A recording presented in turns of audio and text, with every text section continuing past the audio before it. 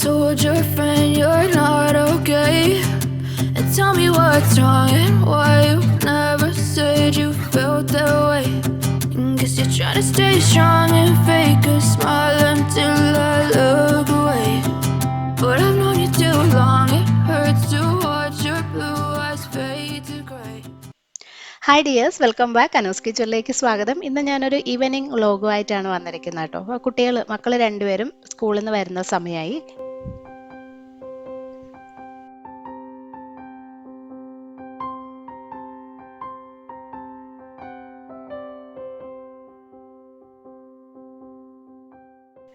അപ്പോൾ ഒരു 3 മണിയൊക്കെ ആകുമ്പോൾ രണ്ടുപേരും എത്തും. രണ്ട് സ്കൂളിലാണ്. മോളെ എപ്പോഴും അച്ഛനാണ് വിളിച്ചുകൊണ്ട് വരുന്നത്. കാരണം അവളുടെ സ്കൂള് അച്ഛൻ്റെ അമ്മയുടെയും വീടിന് അടുത്താണ്.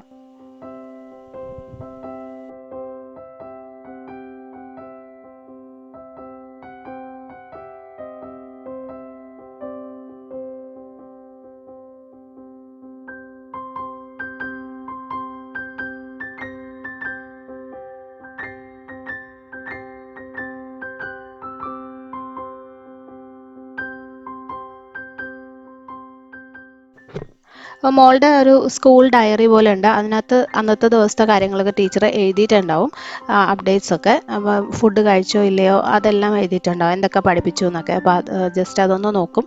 എന്നിട്ടാണ് പിന്നെ ഞാൻ കഴിക്കാൻ എന്തെങ്കിലും കൊടുക്കുന്നത്. കാരണം സ്നാക്സും ലഞ്ചും ഒക്കെ സ്കൂളിൽ നിന്നാണ്, നമ്മളൊന്നും കൊടുത്തു വിടണ്ട. അപ്പോൾ അതുകൊണ്ട് എന്തൊക്കെ കഴിച്ചു എന്നുള്ളത് അറിയണമല്ലോ. നേരെ ഫുഡ് കഴിച്ചിട്ടില്ല എന്നുണ്ടെങ്കിൽ വീട്ടിൽ വന്നിട്ട് ഞാൻ ചോറ് തന്നെ കൊടുക്കും മോൾക്ക്. അല്ലെങ്കിൽ സ്നാക്സോ പാലോ എന്തെങ്കിലും കൊടുക്കുകയുള്ളൂ.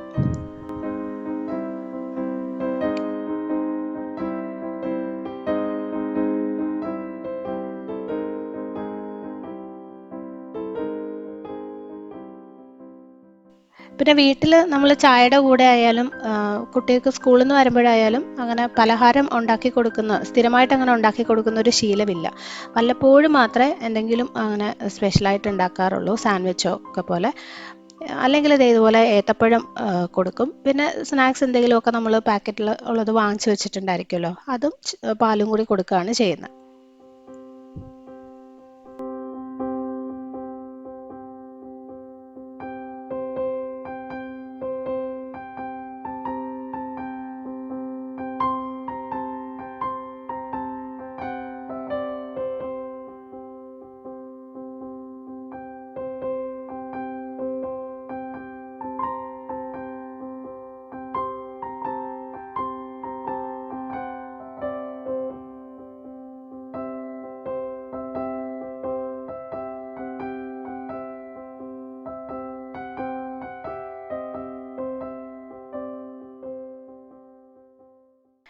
അപ്പോൾ ചായയും സ്നാക്സും ഒക്കെ കഴിക്കുന്ന സമയത്ത് കുറച്ചു നേരം, ഒരു അരമണിക്കൂർ രണ്ടുപേരും TV ഒക്കെ കാണും.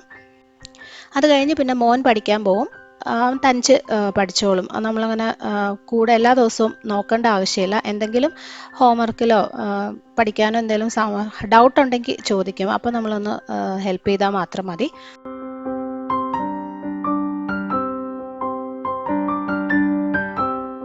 മോക്ക് പിന്നെ സ്കൂളിൽ നിന്ന് അങ്ങനെ എല്ലാ ദിവസവും ഹോംവർക്ക് ഒന്നും കൊടുത്തു വിടാറില്ല.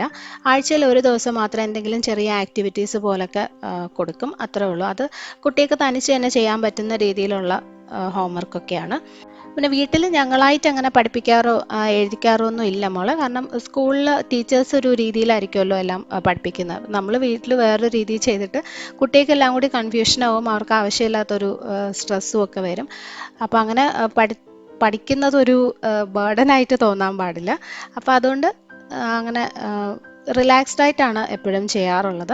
പിന്നെ ഇതുപോലത്തെ ഉള്ള പസിൽസോ ക്രാഫ്റ്റ് ചെയ്യുന്ന ബുക്സൊക്കെ കിട്ടുമല്ലോ, കുറേ മെറ്റീരിയൽസ് ഒക്കെ കിട്ടും, അതൊക്കെ വാങ്ങി വെച്ചിട്ടുണ്ട്. അപ്പോൾ എല്ലാ ദിവസവും കുറച്ച് സമയം അത് ചെയ്തോളൂ. നമുക്കത് ചെയ്യാൻ ഒത്തിരി ഇഷ്ടമാണ്. പസിൽസ് ഒക്കെ തനിച്ച് ചെയ്യും. ഒത്തിരി നല്ലതാണ് കേട്ടോ, കുട്ടികളുടെ ബ്രെയിൻ ഡെവലപ്പ് ചെയ്യാനൊക്കെ ഒരുപാട് നല്ല കാര്യങ്ങളാണ് ഇതൊക്കെ. അപ്പോൾ ഇത് ആമസോണിൽ ഇങ്ങനത്തെ ബുക്സ് ഒരുപാട് അവൈലബിൾ ആണ്. പിന്നെ ഈ TV കാണുന്ന സമയവും കുറയ്ക്കാൻ പറ്റും കേട്ടോ. ഇത് ചെയ്ത് തുടങ്ങിക്കഴിഞ്ഞാൽ കുട്ടികൾ ഒത്തിരി സമയം പിന്നെ അതിനകത്തങ്ങ് എൻഗേജ്ഡ് ആയിരിക്കും.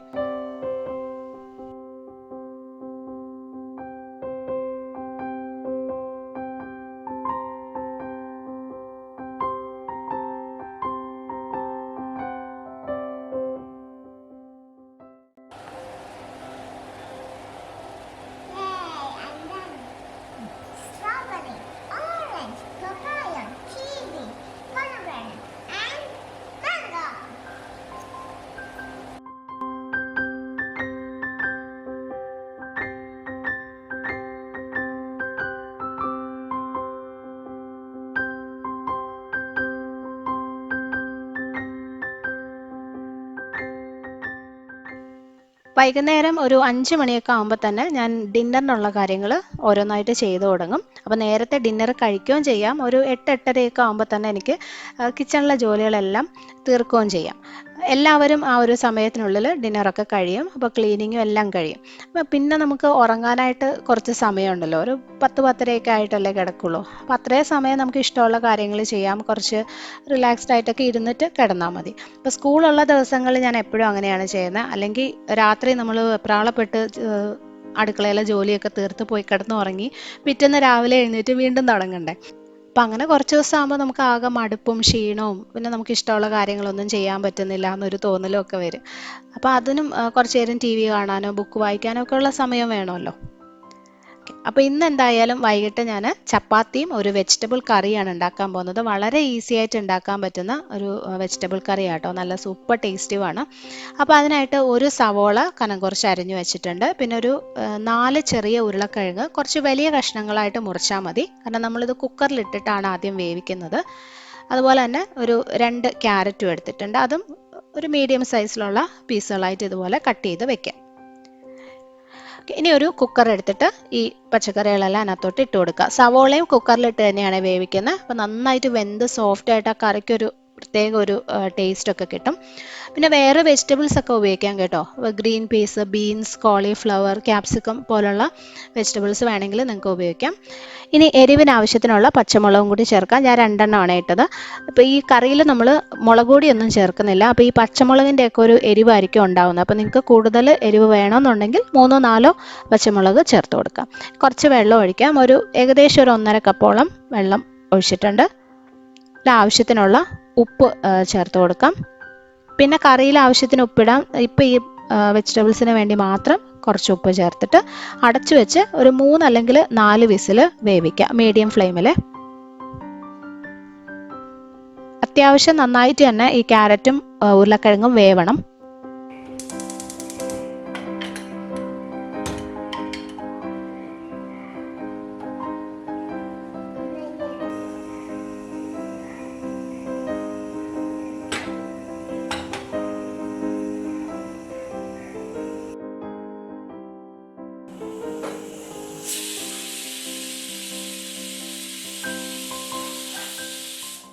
ഇനി കുറച്ച് ഇഞ്ചിയും വെളുത്തുള്ളിയും ഒന്ന് ചതച്ചെടുക്കാം. ഒരു ചെറിയ കഷ്ണം ഇഞ്ചിയും 2-3 അല്ലി വെളുത്തുള്ളിയും മതി കേട്ടോ, കാരണം നമ്മൾ അധികം മസാല ഇല്ലാതെ ഉണ്ടാക്കുന്ന ഒരു കറിയാണ്. അപ്പോൾ ഇഞ്ചിയുടെയും വെളുത്തുള്ളിയുടെയും ഒരു ടേസ്റ്റ് ഒത്തിരി വേണ്ട. അപ്പോൾ ഏകദേശം ഒരു ടീസ്പൂണോളം ഇഞ്ചി വെളുത്തുള്ളി ചതച്ചതല്ലെങ്കിൽ പേസ്റ്റ്. ആ സമയം കൊണ്ട് കുക്കറിൻ്റെ ആവിയൊക്കെ പോയിട്ടുണ്ട്. ക്യാരറ്റും ഉരുളക്കിഴങ്ങും നല്ലപോലെ വെന്തിട്ടുണ്ട് കേട്ടോ. ഇതുപോലെ നന്നായിട്ട് സോഫ്റ്റ് ആവണം. ഇനി നമുക്ക് കറി ഉണ്ടാക്കാം. ഇപ്പോൾ ഒരു പാൻ വെച്ചിട്ട് അതിനകത്തേക്ക് ആവശ്യത്തിനുള്ള എണ്ണ ഒഴിക്കുക. വെളിച്ചെണ്ണയാണ് നല്ലത്, കുറച്ച് എണ്ണ മതി. ചൂടാവുമ്പം ഒരു ടീസ്പൂണോളം കടുകിടാം. 2-3 വറ്റൽ മുളക്, കുറച്ച് കറിവേപ്പില, നമ്മൾ ചതച്ചു വെച്ച ഇഞ്ചിയും വെളുത്തുള്ളിയും കൂടി ഇട്ടിട്ട് നല്ലപോലെ വഴറ്റി കൊടുക്കുക. ഇഞ്ചിയുടെയും വെളുത്തുള്ളിയുടെയും ആ ഒരു ചുവ നല്ലപോലെ മാറണം. പെട്ടെന്ന് മൂത്ത് കിട്ടും, കാരണം നമ്മൾ നേരെ എണ്ണയിലോട്ടല്ലേ ഇട്ടിരിക്കുന്നത്. ഇനി ഒരു 1/2 ടീസ്പൂൺ മഞ്ഞൾപ്പൊടിയും ഏകദേശം ഒരു 1/4 ടീസ്പൂണോളം ഗരം മസാലപ്പൊടിയും ചേർത്ത് കൊടുക്കുക. ഒത്തിരി മസാല വേണ്ട, ഈ 2 പൊടികൾ മാത്രമേ ചേർക്കുന്നുള്ളൂ. ഇനി നല്ലപോലെ ഒന്ന് വഴറ്റി ആ പൊടികളുടെ ചുവയും കൂടി മാറിക്കഴിയുമ്പോൾ നമ്മൾ വേവിച്ച് വെച്ച വെജിറ്റബിൾസ് ഇട്ട് കൊടുക്കാം. നമ്മൾ ചേർത്ത സവോളയെല്ലാം നല്ലപോലെ വെന്ത് അതിനകത്ത് ചേർന്നിട്ടുണ്ടാവും കേട്ടോ. അപ്പോൾ നല്ല കുറുകി ഒരു രീതിയിലായിരിക്കും കറി ഉണ്ടാവുന്നത്. അപ്പോൾ ഒന്ന് മിക്സ് ചെയ്തിട്ട് കുറച്ചും കൂടി വെള്ളം ഇതിനകത്ത് ഒഴിച്ചു കൊടുക്കാം, കാരണം ഒരു 5 മിനിറ്റും കൂടി നമുക്ക് നല്ലപോലെ ഒന്ന് തിളപ്പിച്ചെടുക്കണം. അപ്പോൾ ഒരുപാട് അങ്ങ് ഡ്രൈ ആയി പോകാതിരിക്കാനായിട്ട് കുറച്ച് വെള്ളം ഒഴിക്കാം. അപ്പോൾ ഞാൻ ആ കുക്കറിൽ തന്നെ ജസ്റ്റ് ഒരു കപ്പ് വെള്ളം ഒഴിച്ചിട്ടുണ്ട്. ഈ കറി എപ്പോഴും കുറച്ചൊന്ന് കുറുകിയിരിക്കുന്ന രീതിയിലാണ് ടേസ്റ്റ് കൂടുതൽ കേട്ടോ, ഒത്തിരി ലൂസ് ആവണ്ട. ഓക്കെ, അപ്പോൾ ഒന്ന് മിക്സ് ചെയ്തിട്ട് ഉപ്പ് നോക്കിയിട്ട് വേണമെങ്കിൽ ചേർത്ത് കൊടുക്കണം. എന്നിട്ടൊരു 5 മിനിറ്റ് നല്ലപോലെ ഒന്ന് തിളപ്പിച്ചെടുക്കാം. പച്ചക്കറികളിലോട്ടൊക്കെ ആ മസാലയൊക്കെ ഒന്ന് പിടിച്ചു വരണം. പിന്നെ ഇത് ആവശ്യത്തിന് കുറുകിയും വരണം. അപ്പോൾ ഞാൻ കുറച്ച് ഉപ്പിട്ടിട്ടുണ്ട്. ഒന്ന് മിക്സ് ചെയ്തിട്ട് നമുക്ക് അടച്ചു വെച്ച് തിളപ്പിച്ചെടുക്കാം.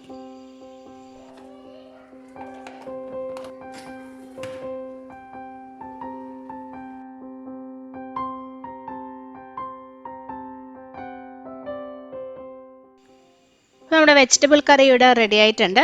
ഇത് അപ്പം, ഇടിയപ്പം, ചപ്പാത്തി എല്ലാത്തിൻ്റെയും കൂടെ നല്ല ടേസ്റ്റാണ് കേട്ടോ. നിങ്ങൾ ഉണ്ടാക്കി നോക്കണം. അപ്പോൾ കോളിഫ്ലവർ ഒക്കെ ചേർക്കുകയാണെങ്കിൽ കുറച്ചും കൂടി ടേസ്റ്റി ആയിരിക്കും. കറിയൊക്കെ ഉണ്ടാക്കി കഴിയുമ്പോഴേക്കും വിളക്ക് കത്തിക്കാനുള്ള സമയമാവും.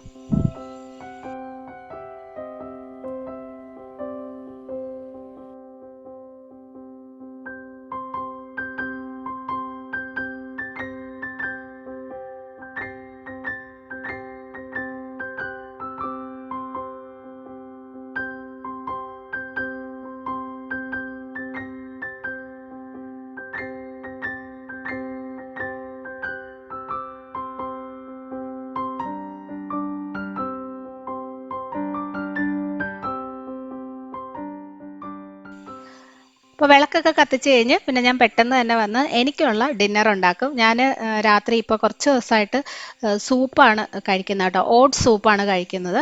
അപ്പോൾ അതിൻ്റെ അകത്ത് കുറച്ച് ചിക്കനോ അല്ലെങ്കിൽ ഇതുപോലെ പ്രോൺസോ ഒക്കെ ചേർത്തിട്ടാണ് ഉണ്ടാക്കുന്നത്. ഒരുപാടില്ല, ഇതുണ്ടോ, ഒരു പ്രോൺസാണ് ഞാൻ എടുത്ത് വെച്ചിരിക്കുന്നത്. അപ്പോൾ അതും കൂടി ചേർത്തിട്ട് ഓട്സ് സൂപ്പ് ഉണ്ടാക്കി കഴിഞ്ഞാൽ നല്ല ടേസ്റ്റാണ്. പ്രോൺസിൻ്റെ അല്ലെങ്കിൽ ചിക്കൻ്റെ ആ ഒരു ടേസ്റ്റും കൂടി വരുമ്പം ഓട്സ് സാധാരണ കുറേ പേർക്കൊക്കെ ഇഷ്ടമില്ലാത്തല്ലേ, എനിക്ക് തീരെ ഇഷ്ടമില്ല കേട്ടോ. പക്ഷേ ഇങ്ങനെ ഉണ്ടാക്കുമ്പോൾ നല്ല അടിപൊളി ടേസ്റ്റാണ്. ഞാൻ പ്രോൺസ് വാങ്ങിക്കുന്ന സമയത്ത് ഇതുപോലൊരു 4-5 എണ്ണം ഓരോന്നായിട്ട് എടുത്ത് കുഞ്ഞു കവറിലൊക്കെ ആക്കി ഫ്രീസ് ചെയ്ത് വെക്കും. അപ്പോൾ എനിക്ക് എല്ലാ ദിവസവും ഇതുപോലെ എടുത്ത് സൂപ്പ് ഉണ്ടാക്കാൻ പറ്റും. അപ്പോൾ ഒരുപാട് വലിയ ക്വാണ്ടിറ്റിയിൽ നമ്മൾ കഴിക്കുന്നില്ലല്ലോ, അപ്പോൾ ഹെൽത്തിനും കുഴപ്പമില്ല. അപ്പോൾ ഈ പ്രോൺസ് ഞാൻ ചെറിയ ചെറിയ കഷ്ണങ്ങളായിട്ട് മുറിച്ചെടുക്കും. ഇതുപോലെ ചിക്കൻ ആണെങ്കിലും ബോൺലെസ് ഒരു ചെറിയ പീസ് ചിക്കൻ എടുത്തിട്ട് ഇതുപോലെ പിന്നെ കുഞ്ഞു കുഞ്ഞ് കഷ്ണങ്ങളായിട്ട് മുറിച്ചെടുത്താൽ മതി. അതിൻ്റെ കൂടെ കുറച്ച് ക്യാരറ്റും ഗ്രീൻ പീസുമാണ് ഞാൻ ചേർക്കുന്നത്. നിങ്ങൾക്ക് ഇഷ്ടമുള്ള വേറെ വെജിറ്റബിൾസ്, ഇപ്പോൾ ക്യാബേജ്, ക്യാപ്സിക്കം പോലുള്ള വെജിറ്റബിൾസും ഉപയോഗിക്കാം. അപ്പോൾ ഇത് വളരെ സിമ്പിളായിട്ട് ഉണ്ടാക്കുന്ന ഒരു സൂപ്പാണ് കേട്ടോ. ഒരു പാനിൽ ഒരല്പം എണ്ണ ഒഴിച്ചു, വളരെ കുറച്ച് മതി. എണ്ണ ചൂടാകുമ്പോൾ നമ്മൾ ഈ കട്ട് ചെയ്ത് വെച്ചിരിക്കുന്ന വെജിറ്റബിൾസും ചിക്കൻ അല്ലെങ്കിൽ പ്രോൺസും കൂടി ഇട്ടിട്ട് നല്ലപോലെ ഒന്ന് വഴറ്റി കൊടുക്കുക. ഒരുപാട് സമയം വേണ്ട. ആ പ്രോൺസിൻ്റെ നിറം മാറുമല്ലോ, ഒരു വെള്ള കളറാവും. ചിക്കൻ ആയാലും പ്രോൺസ് ആയാലും എണ്ണയിൽ ഒന്ന് വഴറ്റുന്ന സമയത്ത് ഒരു പിങ്ക് കളർ മാറിയിട്ട് ഒരു വെള്ള കളറാവത്തില്ലേ, അതുവരെ ഒന്ന് വഴറ്റി കൊടുക്കുക. ഇപ്പോൾ പ്രോൺസ് ആ ഒരു വെള്ള കളർ വന്നിട്ടുണ്ട്. ഇത്രയും മതി. ഇനി ഇതിനകത്തോട്ട് ആവശ്യത്തിനുള്ള ഉപ്പ് ചേർത്ത് കൊടുക്കണം. കുറച്ചിട്ടാൽ മതി കേട്ടോ ഇപ്പോൾ. പിന്നെ ഓട്സ് ഒക്കെ ചേർത്തിട്ട് വേണമെങ്കിൽ കൂടുതലിടാം. പിന്നെ ആവശ്യത്തിനുള്ള കുരുമുളക് പൊടിയും കൂടി ഇടാം. കുരുമുളകിൻ്റെയൊക്കെ അളവ് നിങ്ങൾക്ക് ഇഷ്ടം പോലെ അഡ്ജസ്റ്റ് ചെയ്യാവേ.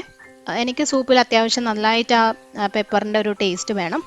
അതിന് ഞാൻ ഏകദേശം ഒരു 3/4 ടീസ്പൂൺ ഇപ്പോൾ ഇട്ടിട്ടുണ്ട്. ഇതിനകത്ത് നമുക്ക് കുറച്ച് വെള്ളം ഒഴിച്ചു കൊടുക്കാം. ഏകദേശം 2 കപ്പോളം വെള്ളം ഒഴിക്കുന്നുണ്ട്. എന്നിട്ട് അടച്ചു വെച്ച് ഒരു 5 മിനിറ്റ് വേവിച്ചാൽ മതി. അപ്പോഴേക്കും ഈ പച്ചക്കറികളും പ്രോൺസോ ചിക്കനോ ഏതായാലും നന്നായിട്ട് വെന്ത് കിട്ടും. അടച്ചു വയ്ക്കാം. അപ്പോൾ എല്ലാം നന്നായിട്ട് വെന്തിട്ടുണ്ട്. പിന്നെ ഇതിനകത്ത് ആവശ്യത്തിന് വെള്ളം ഉണ്ട് കേട്ടോ. വെള്ളം കുറവായിട്ട് തോന്നുവാണെങ്കിൽ ഓട്സ് ചേർക്കുന്നതിന് മുന്നേ ആയിട്ട് കുറച്ചുകൂടെ വെള്ളം ഒഴിച്ച് നല്ലപോലെ ഒന്ന് തിളപ്പിക്കണം. ഇനി ഇതിനകത്തേക്ക് നമുക്ക് കുറച്ച് ഓട്സ് ഇട്ട് കൊടുക്കാം. ഞാനിതിപ്പം ഒരാൾക്കുള്ള സൂപ്പാണ് ഉണ്ടാക്കുന്നത്. അപ്പോൾ അതുകൊണ്ട് ഇതുപോലെ ഒരു ചെറിയ പിടി ഓട്സ് ഇട്ടാൽ മതി. നല്ലപോലെ മിക്സ് ചെയ്യുക. ഓട്സ് തിളച്ച് വരുമ്പോഴേക്കും ഇത് ആവശ്യത്തിന് കുറുകിക്കോളും. കോൺഫ്ലോർ പോലുള്ള ഒരു സാധനങ്ങൾ ഇതിനകത്ത് ചേർക്കേണ്ട ആവശ്യമില്ല. ഞാൻ നേരത്തെ പറഞ്ഞ പോലെ വെള്ളം കുറവാണെന്ന് തോന്നുകയാണെങ്കിൽ കൂടുതൽ ഒഴിച്ചിട്ട് നല്ലപോലെ തിളപ്പിച്ചെടുക്കുക. ഉപ്പ് നോക്കിയിട്ട് കൂടുതൽ വേണമെങ്കിൽ ചേർക്കണം. ഓട്സ് ചേർത്ത് കഴിയുമ്പോൾ എന്തായാലും കുറച്ച് ഉപ്പ് ആവശ്യം വരും. പിന്നെ കുരുമുളക് പൊടിയും വേണമെങ്കിൽ ചേർത്ത് കൊടുക്കാം. ഒക്കെ നിങ്ങളുടെ ഇഷ്ടമാണ് കേട്ടോ. ഏത് ടേസ്റ്റാണോ ഇഷ്ടം അതുപോലെ ഉണ്ടാക്കിയാൽ മതി. നല്ലപോലെ ഒന്ന് മിക്സ് ചെയ്തെടുത്ത് ഇതൊന്ന് കുറുകി വരുമ്പം സൂപ്പ് റെഡി. നല്ല ടേസ്റ്റാണ് കേട്ടോ ഇത്. ഇവിടെ കുട്ടികൾക്കും ഒക്കെ കൊടുക്കാം. നല്ല ഹെൽത്തിയാണ്, അവർക്ക് നല്ല ഇഷ്ടമാവുകയും ചെയ്യും. പിന്നെ വെജിറ്റേറിയൻസിനാണെങ്കിൽ ഈ ചിക്കൻ അല്ലെങ്കിൽ പ്രോൺസിന് പകരം കുറച്ച് മഷ്റൂം ഇട്ടിട്ടുണ്ടാക്കിയാലും ഇതുപോലെ തന്നെ ടേസ്റ്റ് ഉണ്ടാവും. നിങ്ങൾ ട്രൈ ചെയ്ത് നോക്കണം. വെയിറ്റ് ലോസിനും ഒക്കെ ഒരുപാട് ഹെൽപ്പ് ചെയ്യുന്ന നല്ലൊരു സൂപ്പാണ്. പിന്നെ ഈ സൂപ്പിൻ്റെ അളവ് കൂടുന്നതിനനുസരിച്ച് പ്രോൺസ് അതുപോലെ ഒരുപാട് എടുക്കണം എന്നില്ല കേട്ടോ. ഒരു 4 പേർക്കൊക്കെ ഉണ്ടാക്കാനാണെങ്കിലും 1-2 പ്രോൺസിൻ്റെ അല്ലെങ്കിൽ ചിക്കൻ്റെ ആവശ്യമുള്ളൂ. കാരണം അതിൻ്റെ ആ ഒരു ടേസ്റ്റ് മാത്രം വന്നാൽ മതി. അപ്പോൾ നിങ്ങൾ ഉണ്ടാക്കി നോക്കിയിട്ട് എങ്ങനെ ഉണ്ടായിരുന്നു എന്ന് പറയണേ. ഞാനൊരു 7 മണിയൊക്കെ ആകുമ്പോൾ തന്നെ സൂപ്പ് കുടിക്കും. അത് കഴിഞ്ഞിട്ടാണ് പിന്നെ ബാക്കി ഡിന്നറിൻ്റെ കാര്യങ്ങളൊക്കെ ചെയ്യുന്നത്. കാരണം എല്ലാം പണി കഴിഞ്ഞിട്ട് കഴിക്കാതെ നിന്നാൽ ലേറ്റായി പോവും. മാക്സിമം 7:30 അതിന് മുന്നായിട്ട് ഡിന്നർ കഴിച്ച് തീർക്കും. മക്കൾക്ക് പിന്നെ രാത്രി ഞാൻ ചോറ് തന്നെയാണ് കൊടുക്കുന്നത് കേട്ടോ. ഉച്ചയ്ക്കുള്ള കറികൾ കുറച്ചുണ്ടാവും, പിന്നെ മീൻ എന്തെങ്കിലും ഉണ്ടെങ്കിൽ ഒന്ന് ഫ്രൈ ചെയ്തെടുക്കും. കാരണം അവർ ഉച്ചയ്ക്ക് സ്കൂളിൽ ഫ്രൈഡ് റൈസോ ദോശയോ അങ്ങനെയൊക്കെ ആയിരിക്കും കൊണ്ടുപോകുന്നത്. അതുകൊണ്ട് രാത്രി ചോറ് തന്നെ കൊടുക്കും. പിന്നെ ഹസ്ബൻഡിന് ചപ്പാത്തിയും കൂടെ ഉണ്ടാക്കി കഴിയുമ്പോൾ കുക്കിംഗ് എല്ലാം കഴിയും. ഒരു 7:45 ആകുമ്പോഴത്തേക്കും എല്ലാം ഉണ്ടാക്കി കഴിയും. പിന്നെ ഒരു 8-8:30 തന്നെ എല്ലാവരും ഡിന്നറും കഴിച്ച് കഴിക്കുന്ന പാത്രങ്ങളും എല്ലാം കഴുകി വെച്ച് കഴിയുമ്പോഴത്തേക്കും രാത്രിയിലത്തെ കിച്ചണിലെ ജോലികളെല്ലാം തീരും. അപ്പം അത് കഴിഞ്ഞാൽ പിന്നെ കുറച്ച് സമയം എനിക്ക് വേറെ എന്തെങ്കിലുമൊക്കെ ചെയ്യാം. വീഡിയോ എഡിറ്റ് ചെയ്യാനുണ്ടാവും ചിലപ്പോൾ, അല്ലെങ്കിൽ എന്തെങ്കിലും TV കാണുമോ കുറച്ച് നേരം ബുക്ക് വായിക്കുകയോ എന്തെങ്കിലുമൊക്കെ ചെയ്യും. അപ്പോൾ ഇതാണ് സ്കൂളുള്ള ദിവസങ്ങളിൽ എൻ്റെ ഒരു ഈവനിങ് റൂട്ടീൻ. പ്രത്യേകിച്ച് മാറ്റങ്ങളൊന്നും ഉണ്ടാവാറില്ല കേട്ടോ. ഈ ഒരു റൂട്ടീനിൽ തന്നെ ഇങ്ങനെ അങ്ങ് പോവും. അപ്പോൾ ഇതുപോലുള്ള ചെറിയ ചെറിയ വിശേഷങ്ങളോ നല്ല റെസിപ്പീസോ ഒക്കെ ആയിട്ട് അടുത്തൊരു വീഡിയോയിൽ നമുക്ക് വീണ്ടും കാണാം. നിങ്ങൾക്ക് ഇഷ്ടമായെങ്കിൽ ലൈക്ക് ചെയ്യാനും ഷെയർ ചെയ്യാനും മറക്കരുത്. സബ്സ്ക്രൈബ് ചെയ്യാതെയാണ് കാണുന്നതെന്നുണ്ടെങ്കിൽ ഒന്ന് ചെയ്ത് സപ്പോർട്ട് ചെയ്യണേ. Bye friends, thank you for watching.